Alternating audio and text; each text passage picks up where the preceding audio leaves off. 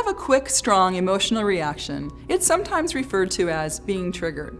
We quickly go from feeling in control and aware to being highly reactive, sometimes even unable to stop ourselves from saying or doing something that we know will cause problems for us later. Signs that you've been triggered might include sweaty palms, a sinking feeling in the stomach, tightness in the chest, shoulders, or face, or an increased heart rate.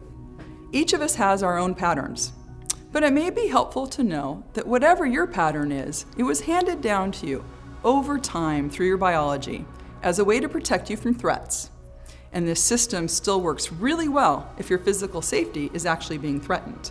For example, it's the same habit pattern that drives you into action to get out of the way of an oncoming bus.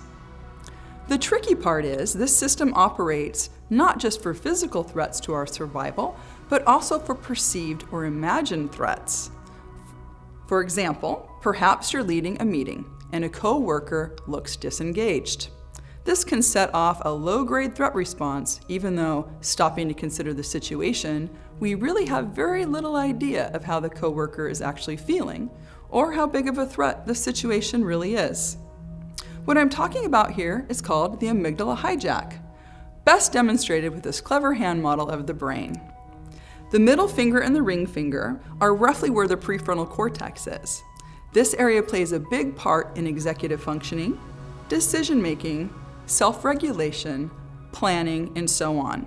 The thumb represents the limbic system, including the part of the brain called the amygdala, which is involved in alerting and mobilizing the body to respond to threats. You know, the fight or flight or freeze response that we've heard of?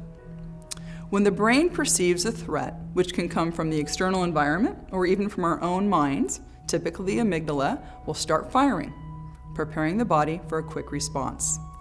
This is where you may notice those physiological signs in the body that I mentioned. As the amygdala gets activated, it tends to down-regulate the prefrontal cortex, causing it to go offline, even if just for a brief moment.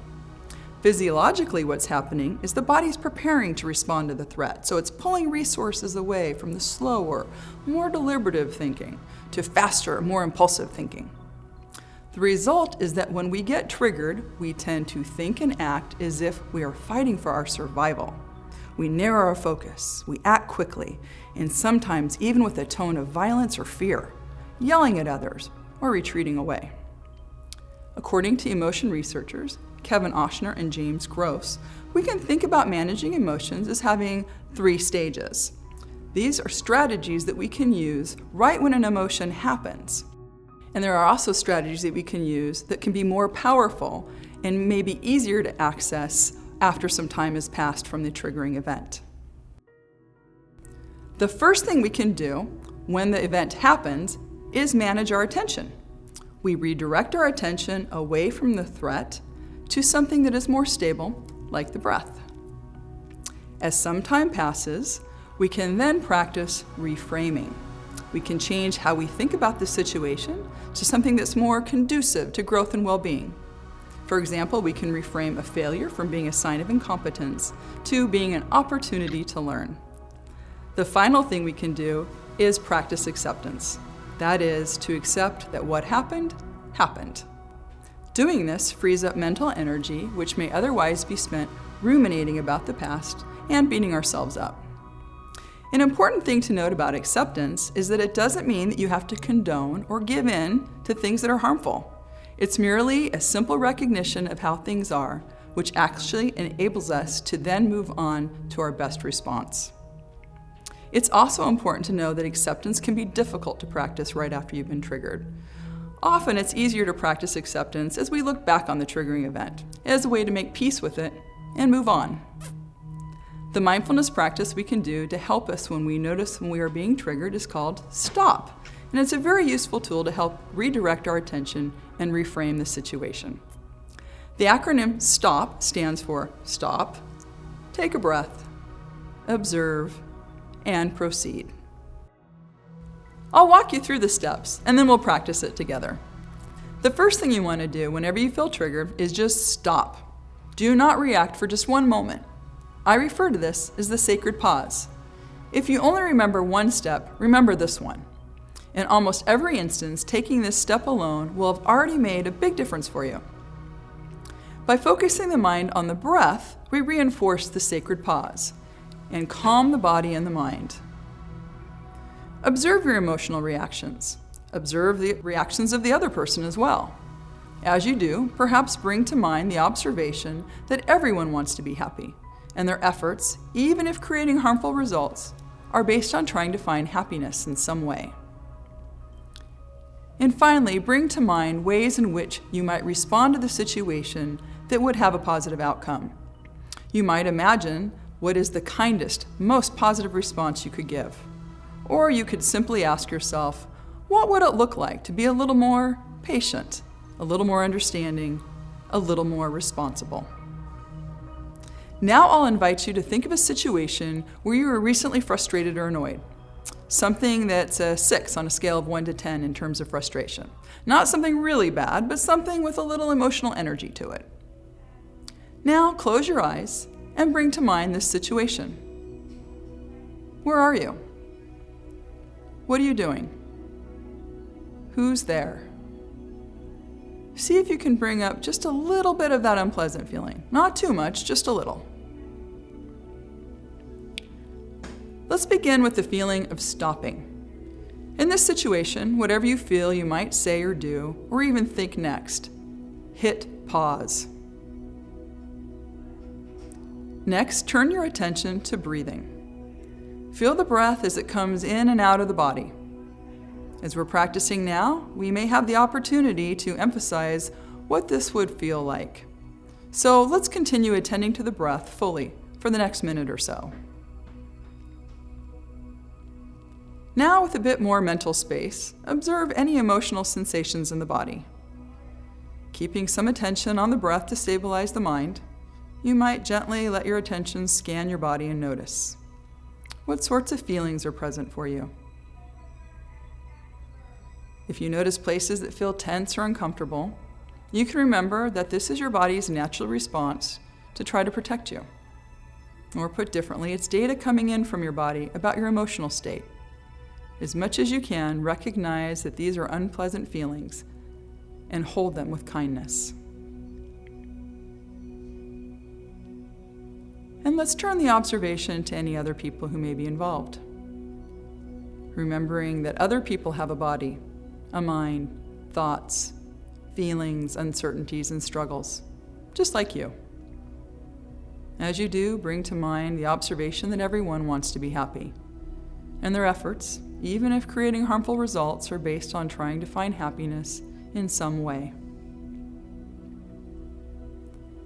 From this perspective, now ask yourself, what is most important here? How might I create the best possible outcome? You might imagine what is the kindest, most positive response you could give. Or you could simply ask yourself, what would it look like to be a little more patient, a little more understanding, a little more responsible? Let's take a few moments to reflect on how you might ideally proceed.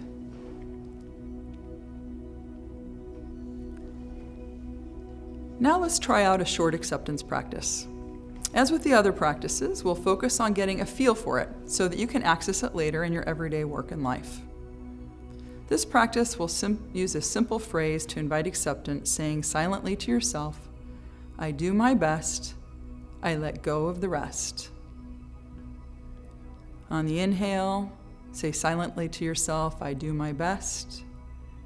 And on the exhale, silently say to yourself, I let go of the rest.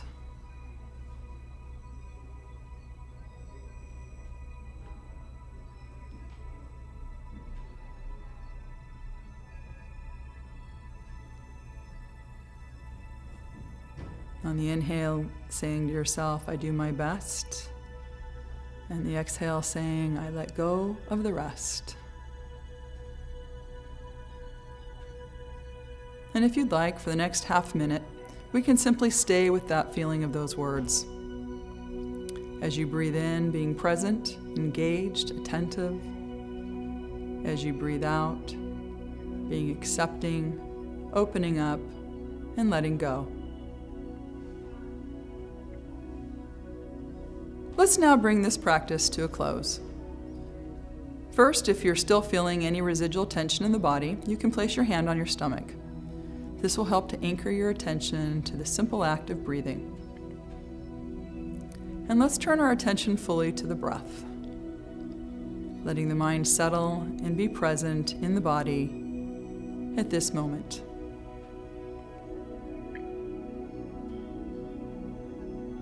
Gently guide your attention to your feet now, noticing their weight on the floor beneath you, perhaps even wiggling your toes in your shoes.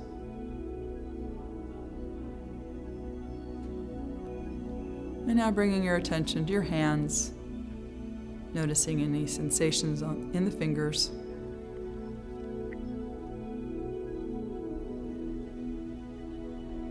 Bringing your attention to your eyes, noticing the photons of light coming in through the closed eyelids.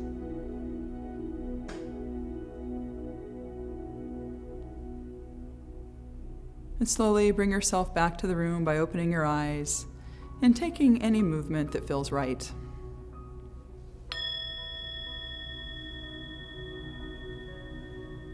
The brain is hardwired to set us into a state of alarm when we perceive a threat.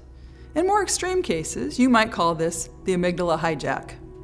You can practice stop as a way to manage emotions in the moment, and the acceptance practice can help you make peace with what's already happened.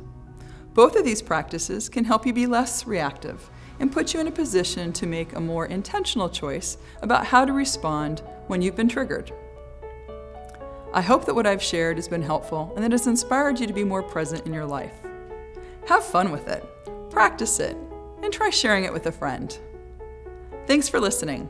Until next time, be kind, be well, and stay present.